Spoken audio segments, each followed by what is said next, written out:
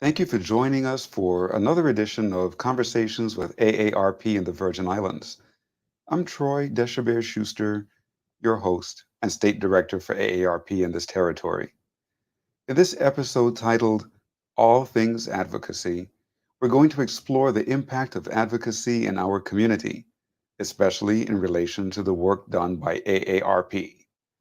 At AARP, advocacy is the cornerstone of our work as it serves to empower and support millions of Americans across the nation. It is more than just raising voices, it's about making real change happen, from influencing healthcare policies to ensuring financial security. Our efforts are at the forefront of these changes.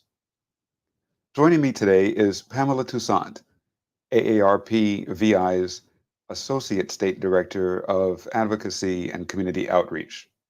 Together, we will highlight the significant achievements of AARP both in the Virgin Islands and on the national level. Our conversation will focus on areas of probate reform, anti-elder abuse, and the monumental victory in prescription drug reform. We will also look ahead to the advocacy work plan for 2024. This includes voter education initiatives, financial security, and addressing various issues related to caregiving and ageism. These future efforts are geared towards empowering and safeguarding Virgin Islanders and ensuring they have the choice to live as vibrantly as they age.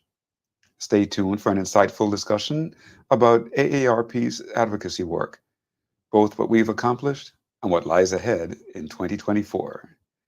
And so we welcome Pamela Toussaint, our Associate State Director of Advocacy and Community Outreach based on St. Thomas. Welcome, Pamela. Thank you so much, Troy, for having me on your show.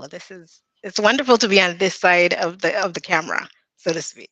So thank you Yeah, again for inviting me to join you. yes, and for our audience, Pamela is the one who produces these shows. She's the behind the scenes force that rounds up our guests and does the run of show and prepares our guests in the run up to the show and keeps me on track and makes sure that I show up to host the show and keeps me well informed and so forth. So Pamela is the face behind of our conversations with Behind the scenes, AARP and the yeah. Virgin Islands Talk Show. So So, Pam, thanks so for all please you bear do. with me today because like I said, I'm on the other side today. But this is wonderful because it's always a great opportunity to be able to come on and really talk about the great work that we've been doing. Here in the Virgin Islands, specifically when it comes to empowering our 50 plus individuals, but not just them, but their families as well. The work that we do for one individual at ARP, we do it for all. So again, for the opportunity to do this today, I really appreciate this time that we're spending today, this morning, talking about the work of AARP. So thanks again. Wonderful. And we've done so much work with our advocacy nationally and here locally in the Virgin Islands. And it seems like it's always easy for the bad news to go out, but the good news goes out slowly. So we hope to Right. end the year here with some really great news of what AARP has done. So, um, first of all, let's start on the national level. Share with our viewers, Absolutely. Absolutely. yeah, share with us how AARP's advocacy contributed to the recent victory in prescription drug reform at the national level. Absolutely. I mean, this has been a cry for many years by many of our members, and ARP has over 100 million members. And what we've been hearing from our members is just the rising cost of prescription drugs. They go in today to their pharmacies and they're filling their prescription. 1 month the drug costs X amount of dollars, and you know the next month they go in and it's twice the amount that they're paying. So we really saw from ARP standpoint, it's just the frustration and the desperate need for our, from our members to really just take control of what's happening when it comes to the cost of prescription drugs. And I mean, with every other thing that's happening with inflation and whatnot, and the rising cost of just everything economically, it really was getting unbearable for our members. So ARP has really been at the forefront of this discussion for many years. And we really need to thank Congress and President Biden for passing the Inflation Reduction Act back in 2022. And we're really truly seeing the benefits of it now. So, everything from, we really sent out the troops. Our 100 plus million members, they went out, they called their Congress people. Even locally, we had members here calling our delegate and, asking her again, see what you can do on your level to really pass this prescription drug reform. And we've been successful. And again, like I said, our members are benefiting from it now. And even in the future, we anticipate seeing over, close to 20 drugs that's commonly used by our seniors to be lowered in terms of just the cost. But I will tell you, Troy, it's not just ending there because the big farm companies, the pharmaceutical companies are not happy with this new reform. And we're hoping that our leaders in Congress really, stick to this and make sure that you know that there's no change to this reform, because again, our members are truly seeing the positive impact of having this reform in place, And especially in these times. with inflation, it's so very important. And we hear it said quite often here in the Virgin Islands that some people are facing making the choice between getting their medication or their food or paying their electric bill. But this phenomenon is taking place all across the country. Maybe not so It much is. in relation to the electric bill, because it's a little bit different on the mainland, but with regard to the rising cost of food, the rising cost of living in general, and the rising cost of prescription drugs. And so, it's really tragic when somebody is backed into a corner where they have to choose between their medication, which saves their life, and food, which sustains their life. Right. So very happy that ARP has been very successful in lobbying for a reduction in prescription drug costs. And as you said, this starts first of all with insulin, and then later on it goes into other classes of drugs over the next several years as it's rolled out. So a really incredible win. And so, And what else it's do we? incredible. The wonderful part about it is that this finally allows Medicare to negotiate the price of drugs. So that's really what's going to affect the cost, the rising cost of drug within the territory and nationwide. So with Medicare being the largest insurer, it's important for them to have that negotiating power to go into these big pharmaceutical companies and say, no, we need to negotiate the prices. No longer are we going to be subjected to these high rising costs of prescription drugs. They can actually, be in that position where they can actually negotiate on behalf of the people. And that's why this is so important. And again, we want to impress upon our delegate and folks in Congress that, do as much as you can to ensure that this remains in place because again, um, the impact is phenomenal. Yes. Yes, and having been a pharmacy owner myself in my previous profession, I can tell you that it's not the fault of the pharmacies, the local pharmacies. It's really coming down from the manufacturer through the distributor. And I remember when I owned the pharmacy and I would go into the system for the distributor to order prescription drugs, sometimes prices were rising on a daily basis. One day you order metformin, let's say, and the next day the cost of metformin has gone up, and then in the next 5 days it's gone up again, and it just keeps rising. So, we have to, as you mentioned, start with the issues of big pharma as well as the distributors, like all the way down to make sure that customers get a fair price, that patients get a fair price on prescriptions. And when we look at Europe and other parts of the world, the cost of prescription drugs is a fraction of what we have Of here in what the we United pay. States. Correct, correct.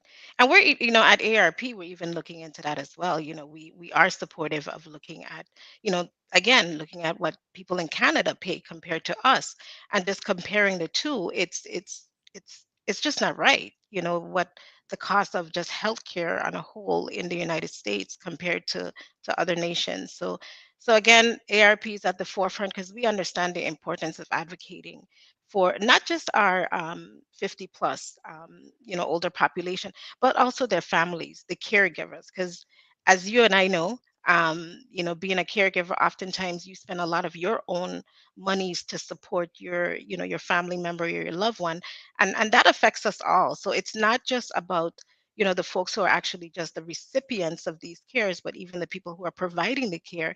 It's an economic factor for them as well. So this again affects everyone. So again, the importance of one, thanking our members of Congress and thanking President Biden and our leaders, and making sure that they continue to focus on seeing how they can make sure that we have affordable healthcare.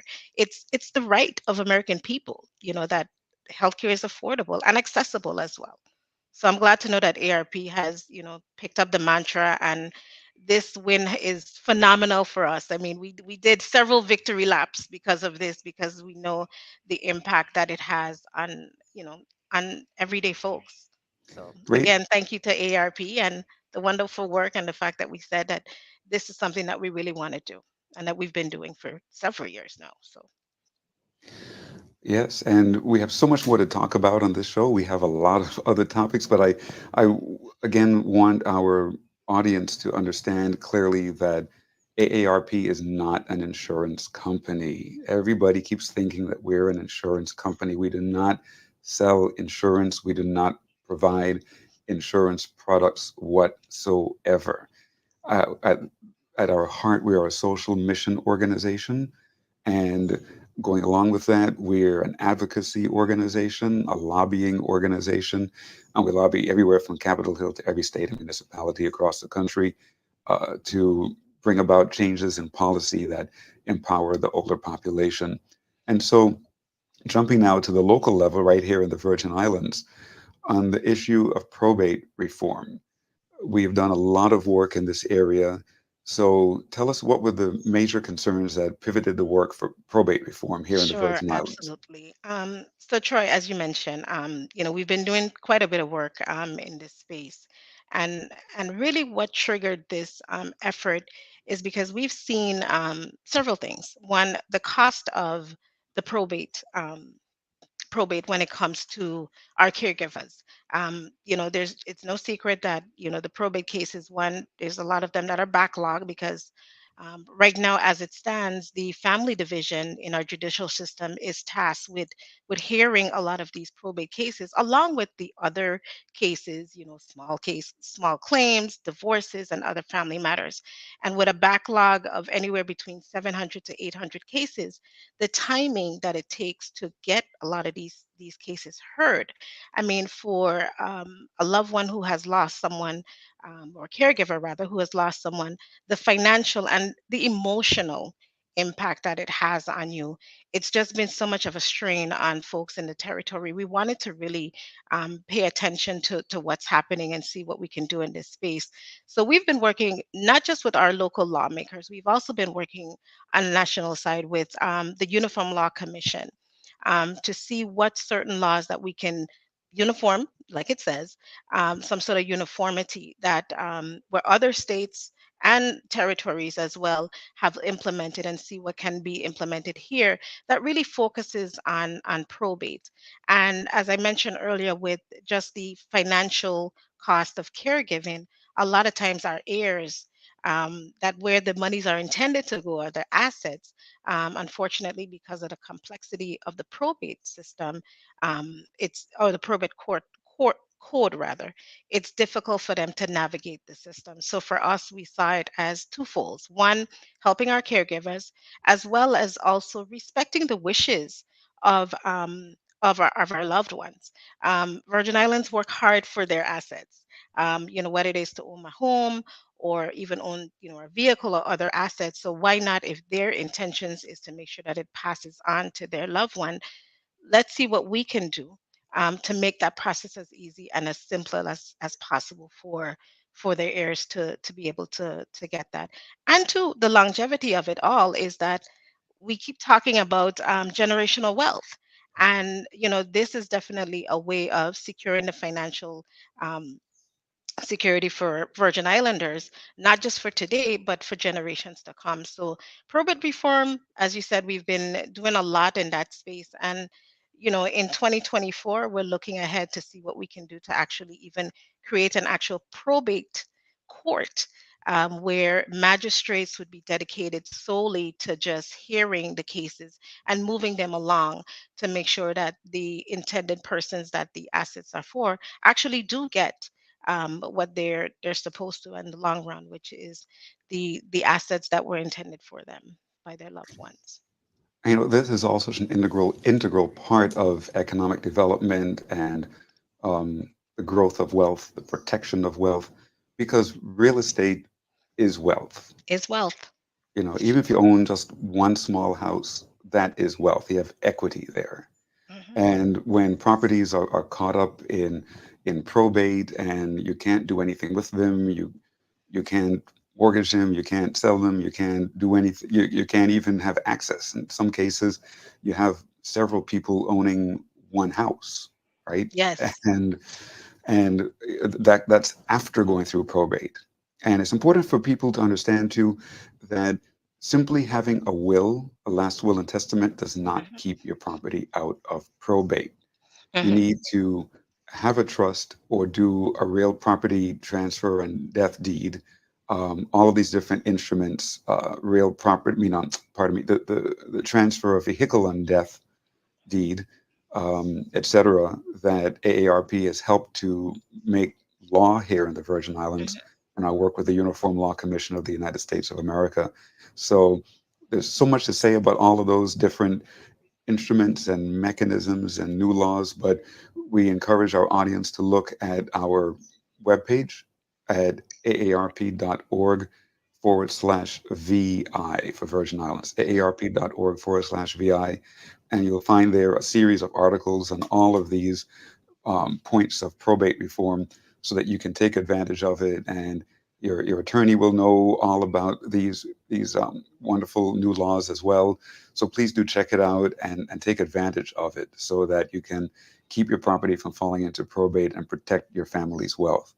Right. The And I mean, Troy, just one other point I wanted to make is, you mentioned the whole thing about the importance of estate planning, because that's what it is, you know, planning your estate in the event of your passing.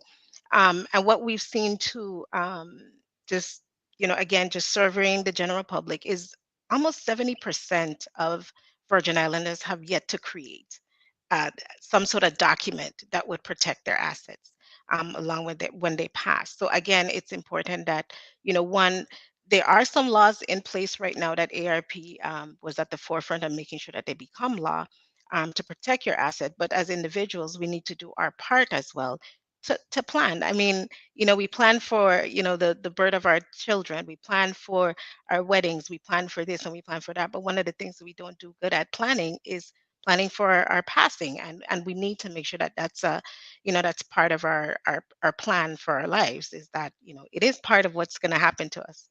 But unfortunately, a lot of us are just not prepared for that. So again, at ARP, it's not just about passing laws, but I think one of the other things that I appreciate that we do is we even put on workshops with partners in the territory about estate planning and the importance of it. So folks, again, when you're checking out our website and you're learning about things that we've done in terms of laws that we've passed, look as well as the events that we have coming up, because we do a lot of workshops in addition to working with our lawmakers. We want to make sure that we educate the public about the passages of these laws and the intent of the purpose of them and how they can benefit you.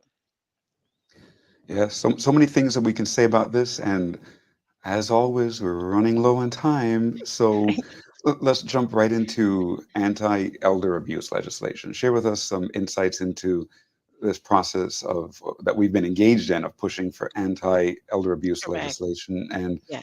what are the key factors that led to where Right. we are with this and where we're looking to go. So actually, this work started back in 2020. At that point, we really focused in a lot on financial exploitation because we've seen, and that's one of the most common one that a lot of folks know. When you hear about elder abuse, you often think of financial exploitation. And we again have worked in that space where we've worked to actually increase the penalties when it comes to someone who actually exploits a senior and their finances.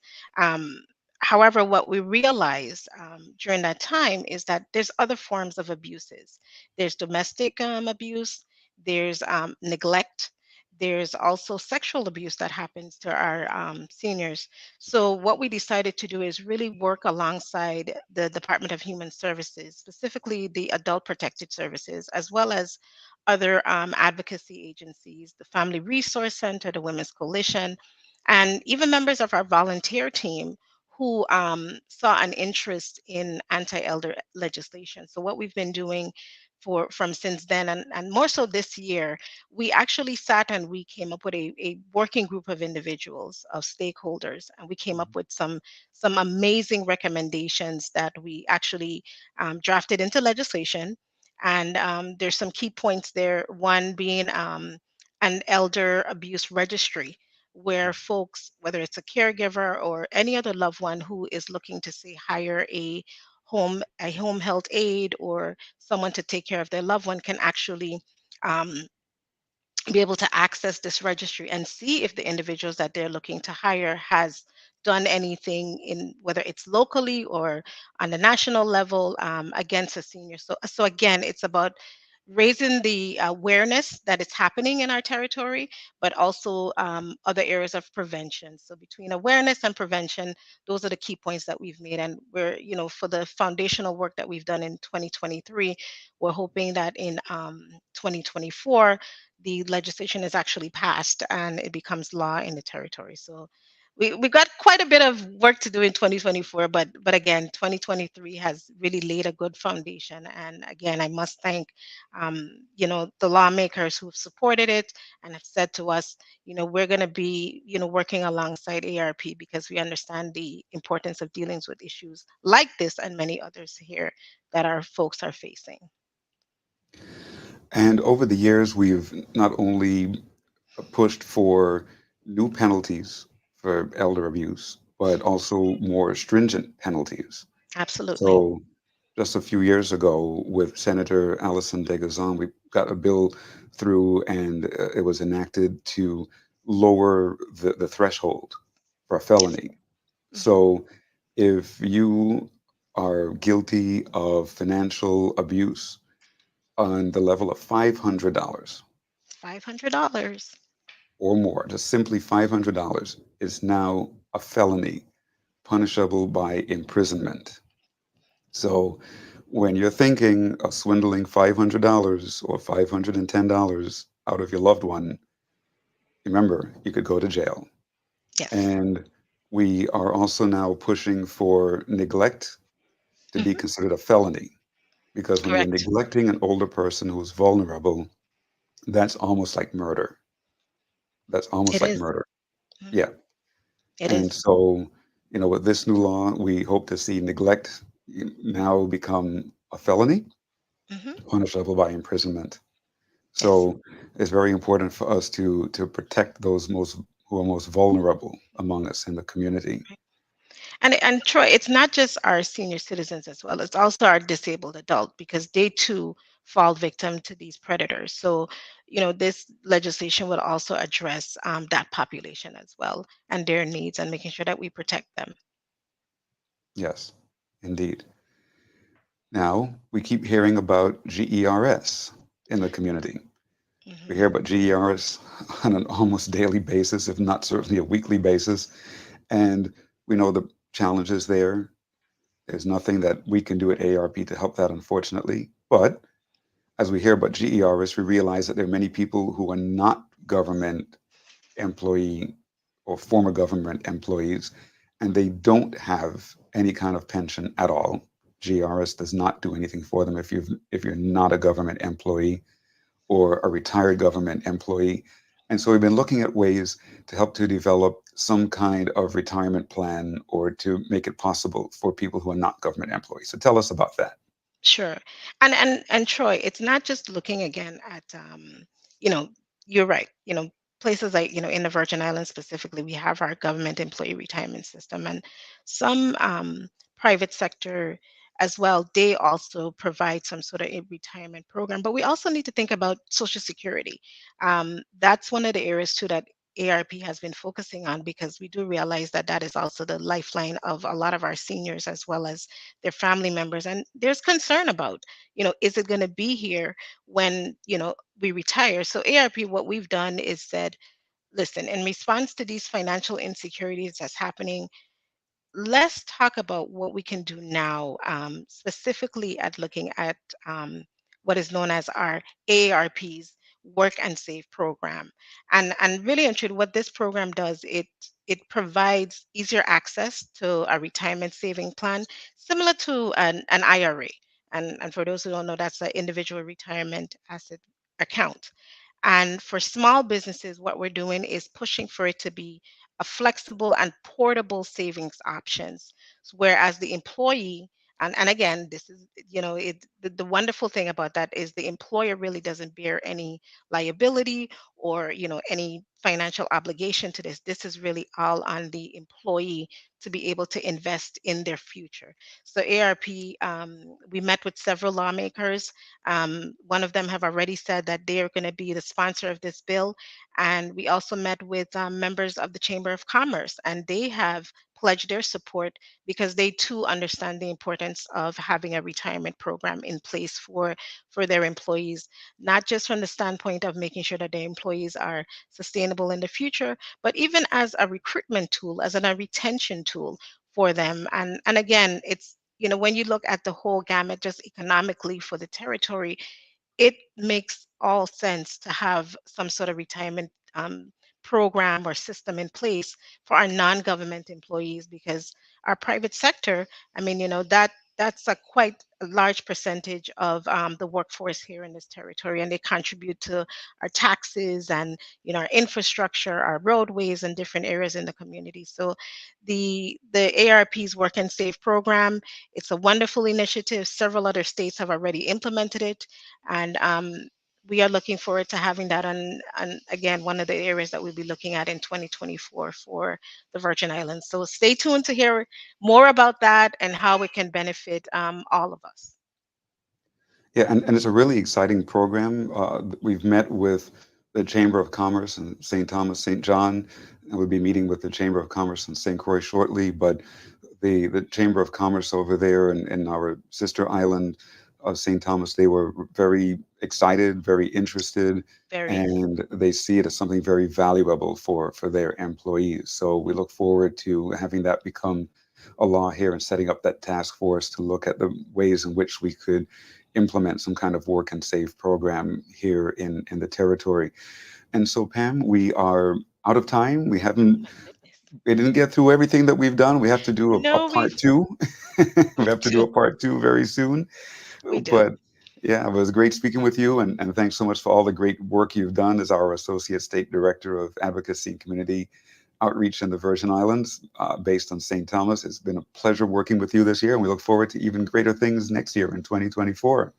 Thank you, and thank you to our volunteers. We have over 100 plus volunteers territory wide, and our work cannot happen without their support. So thank you so much to our volunteers and our lawmakers and our over 22,000 members in the territory. Thank you for your continued support. Look out for us. There's a lot we have planned for 2024. Great. Have a good day. Thanks so much. Thank you.